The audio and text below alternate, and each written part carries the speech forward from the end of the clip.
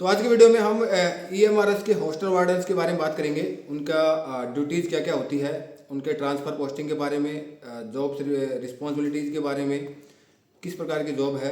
उसके बाद आपका टीयर 2, अभी आपको पता है टीयर 1 का रिजल्ट कल ही आया है।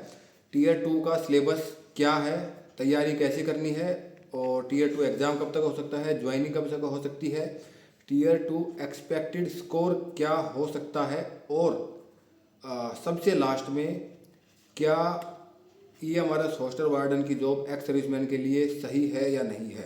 तो ये सारी चीज़ें आज की वीडियो में डिस्कस करेंगे वन बाय वन। तो सबसे पहले तो आप लोगों की जानकारी के लिए बता दूं, मैं फ़िलहाल अभी EMRS स्कूल में ही रहता हूं। ठीक है, मैं जॉब नहीं कर रहा हूं, बट मैं EMRS स्कूल में हूं। तो यहाँ पे वार्डन वगैरह है, तो मैं बिल्कुल करीब से देख रहा हूँ उनको, तो वो इसलिए मैं आपको सारी चीज़ें बताऊँगा। सबसे पहले हम स्टार्ट करेंगे हॉस्टल वार्डन की ड्यूटीज़ में। तो देखिए, आपको पता है हर एक स्कूल में 2 हॉस्टल वार्डन रहते हैं, एक गर्ल्स के लिए एक बॉयज़ के लिए। ठीक है, वैकेंसी भी इसी हिसाब से निकली है, आपको पता है बॉयज़ एंड गर्ल्स का अलग अलग निकला है। तो टोटल 480 स्ट्रेंथ होती है एक स्कूल में, और 480 में 240 बॉयज़ 240 गर्ल्स। तो जिस स्कूल में रहता हूँ वहाँ पे अभी 480 स्ट्रेंथ फुल नहीं है, 405 स्ट्रेंथ है।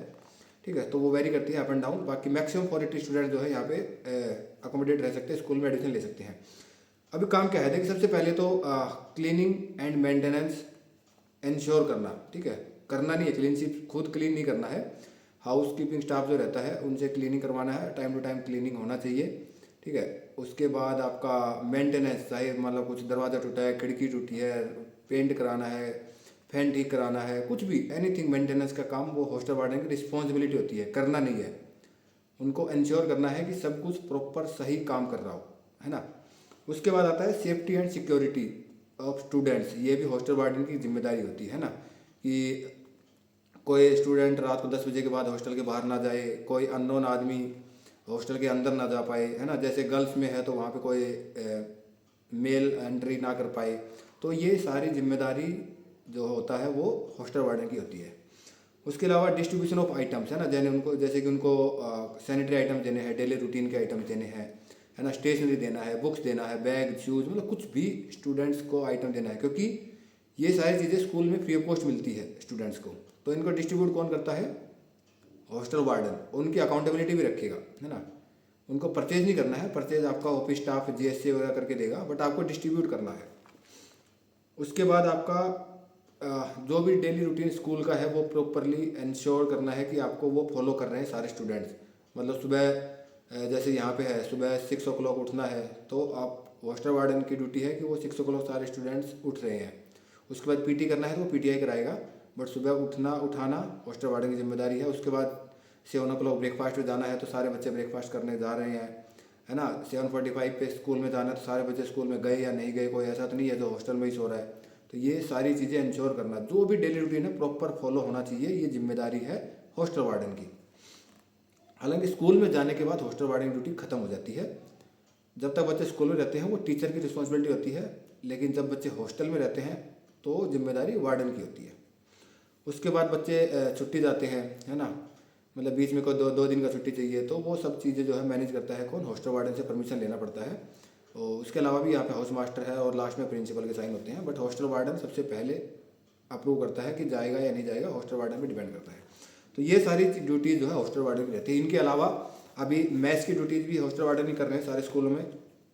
राशन लेके आना है ना, और कुछ भी डेली जो आपका मान लीजिए फ्रूट्स है, वेजिटेबल्स है है ना, जो ये सब खाना वाना का इंश्योर करना है हॉस्टल वार्डन को ही। हालांकि ये काम मैथ सुपरिटेंडेंट का है, जो एज पर नेक्स्ट ऑर्डर वहाँ पे ये काम लिखा हुआ नहीं है, बट अभी मैथ सुपरिटेंडेंट की भर्ती हमारे में नहीं हुई है और आगे भी शायद नहीं होगी।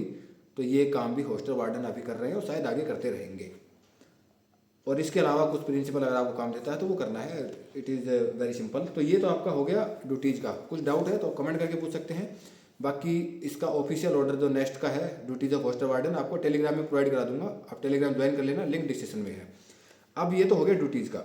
अब बात करते हैं कि टीयर 2 सिलेबस क्या होगा। तो आपको पता टीयर 1 हो गया है, कौन कौन क्वालिफाई किया है एक बार कमेंट सेक्शन में हाजिरी लगा दो। टीयर 2 यहाँ पे बहुत ईजी है आपका, एक तो एडमिनिस्ट्रेटिव एप्टीट्यूड रहेगा और एक रहेगा आपका पोक्सो।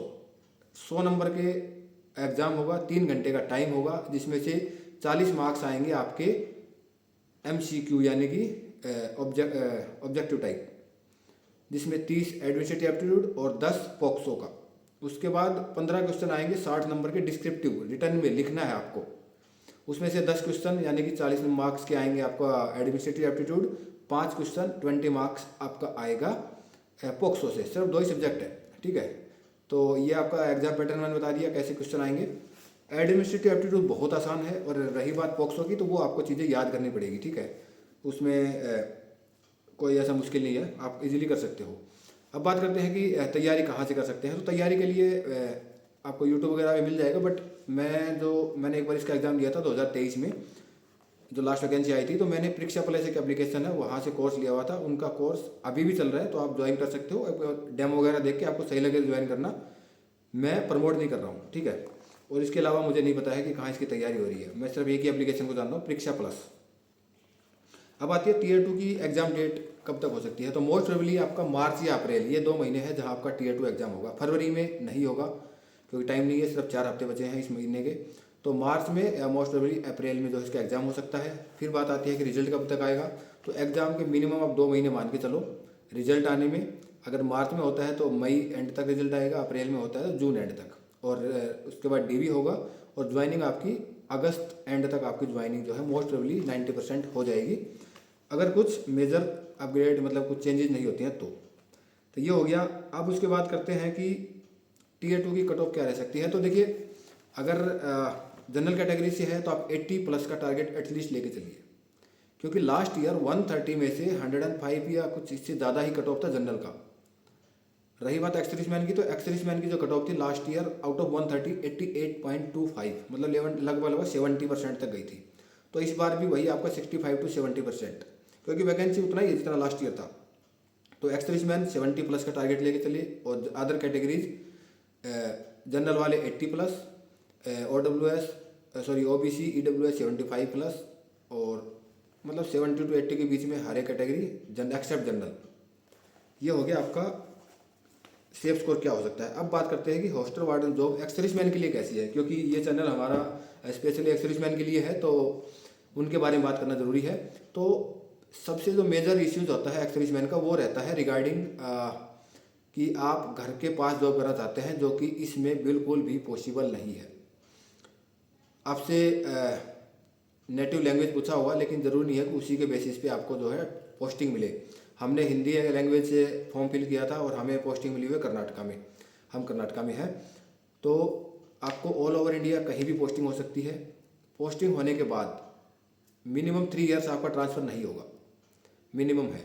3 इयर्स के बाद आप ट्रांसफ़र के लिए अप्लाई कर सकते हो, लेकिन आपके पास रीजन होने चाहिए। वो रीजन उन्होंने ऑलरेडी दिया हुआ है नेक्स्ट ने, किस बेसिस पे होगा। जैसे आपका स्पाउस अगर कहीं सेंटर की नौकरी कर रहा है या स्टेट की नौकरी कर रहा है, तो उन केस में आप अप्लाई कर सकते हो। मिलेगा या नहीं मिलेगा वो नहीं है, अप्लाई कर सकते हो आफ्टर 3 इयर्स, ठीक है। और उसके बाद जो टेन्योर होता है एक स्टेशन का, वो होता है 7 इयर्स का। तो 7 इयर्स के बाद, और मैक्सिमम 10 इयर्स। तो 7 इयर्स के बाद अगर उससे पहले अगर नेक्स्ट चाहे तो कभी भी आपको उठा सकता है एक स्टेशन से दूसरे स्टेशन, बट आप अपनी मर्जी से नहीं जा सकते हो। 7 साल के बाद आप अप्लाई कर सकते हो, तो आपको भेज दिया जाएगा, लेकिन ज़रूरी नहीं आपकी चॉइस हो, कहीं भी भेज सकते हैं। तो बेसिकली यहाँ पे ऑल इंडिया ट्रांसफ़र है। और हार्ड स्टेशन है, वहाँ पे आपका सिर्फ 3 साल का ट्रांसफ़र है, पोस्टिंग है, और वहाँ उसके बाद शायद आपको चॉइस मिल जाए। तो हार्ड स्टेशन है, एक तो नॉर्थ ईस्ट में 2-3 स्टेट है, और उसके बाद आपका कश्मीर में है और हिमाचल में है। ये 3 स्टेशन है जो कि हार्ड पोस्टिंग के लिए चूज किए गए हैं। यहाँ पे टेन्योर 3 इयर्स का है, बाकी जगह 7 इयर्स का है। प्रिंसिपल और अकाउंटेंट का यहाँ पे 5 इयर्स का होता है, बाकी सभी TGT PGT नॉन टीचिंग सबका 7 ईयर। तो ऑल इंडिया पोस्टिंग कहीं भी हो सकती है, जो कि एक्स सर्विसमैन प्रेफर नहीं करते हैं। अगर आपको कोई दिक्कत नहीं है ऑल इंडिया पोस्टिंग से, तो जॉब करने में आपको कोई दिक्कत नहीं है। मेरे हिसाब से बहुत बढ़िया जॉब है, लेवल 5 की जॉब है। 29,200 आपका इनिशियल बेसिक्स पे है, जो कि आपका अगर नेक्स्ट पे कमीशन के बाद आपके ये सैलरी लगभग 80-85 हज़ार तक आराम से इन हैंड हो सकती है। ग्रोस की बात करें तो 1 लाख जा सकती है। नेक्स्ट जो आपका पे कमीशन आएगा तब की बता रहा हूँ, अभी आपकी लगभग 60-65 के आसपास आपकी जो है ग्रोस सैलरी आपकी बन रही है जब आप ज्वाइन करोगे उस टाइम पे। तो ये सारी चीज़ें थी। आई होप आपको वीडियो पसंद आ गई होगी। अगर कोई इन्फॉर्मेशन छूट गई है तो आप कमेंट करके पूछिए, मैं आपको वहाँ पे रिप्लाई दे दूंगा। अदरवाइज़ आप डायरेक्ट कांटेक्ट कर सकते हैं टेलीग्राम में, वहाँ पे आपके सारे डाउट्स क्लियर कर दिए जाएंगे। तो आज की वीडियो में इतना ही था, मिलते हैं नेक्स्ट वीडियो में नई अपडेट के साथ। तब तक के लिए बाय बाय, टेक केयर, धन्यवाद।